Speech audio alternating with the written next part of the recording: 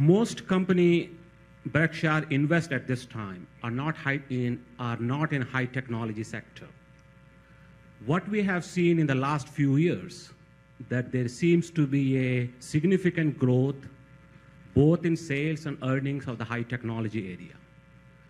And also what your shareholder believe, that the times are changing from a brand name to high technology.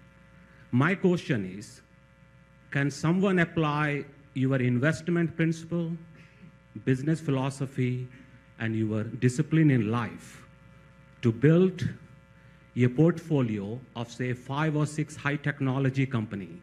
Let's call it Berkshire Hathaway Technology Fund. Well, I think it would sell. The question about Charlie and I won't be able to do it. Charlie probably understands high tech, but you can see how hard it is to get any information out of him. So he hasn't told me yet. We try not to get into things that we don't understand. And if we're going to lose your money, we want to be able to come before you, next year and tell you we lost your money because we thought this and it turned out to be that. We don't want to say, somebody wrote us a report saying if, this is what's going to happen in some field that we don't understand and that therefore we lost your money by following someone else's advice. So we won't do it ourselves. I think that the principles, I think Ben Graham's principles are perfectly valid when applied to high-tech companies. It's that we don't know how to do it, but that doesn't mean somebody else doesn't know how to do it.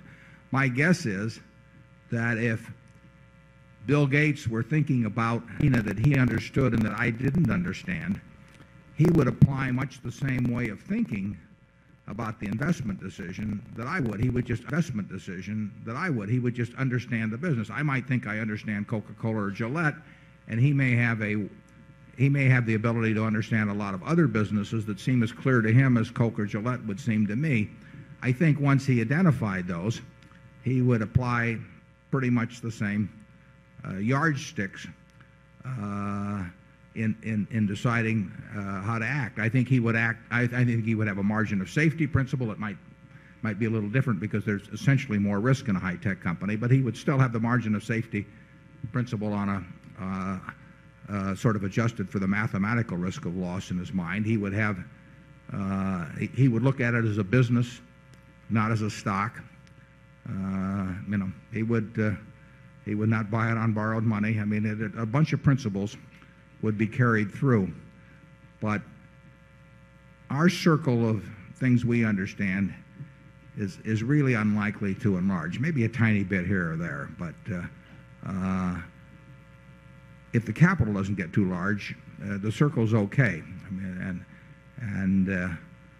but we will not, if we have trouble finding things within our circle, we will not enlarge the circle.